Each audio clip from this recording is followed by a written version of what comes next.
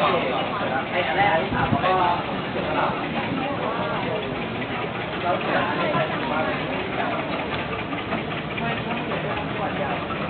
เนี่ยวัดนี้ไหมที่แต่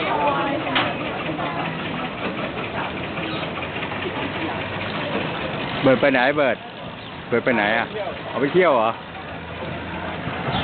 เทคแคร์เบิร์ด take a boat across the river to the floating market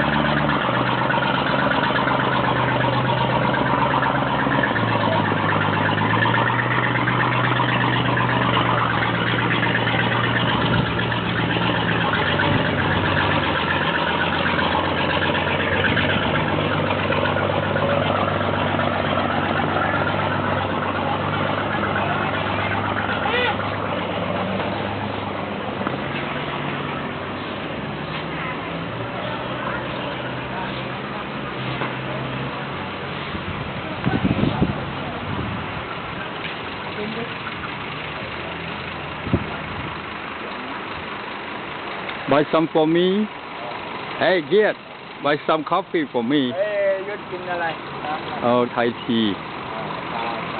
ชาเย็นแต่ชานมเย็นใส่ถุงใส่แก้ว ที่นี่ชื่อวัดอะไรนะวัดบางลี่ใหญ่ฮะ บางนันนี่ใหญ่ บางนันนี่ใหญ่ผมมาจอดหลายครั้งแล้วจำชื่อวัดไม่ได้ชื่อ Hey Samson what are you doing Samson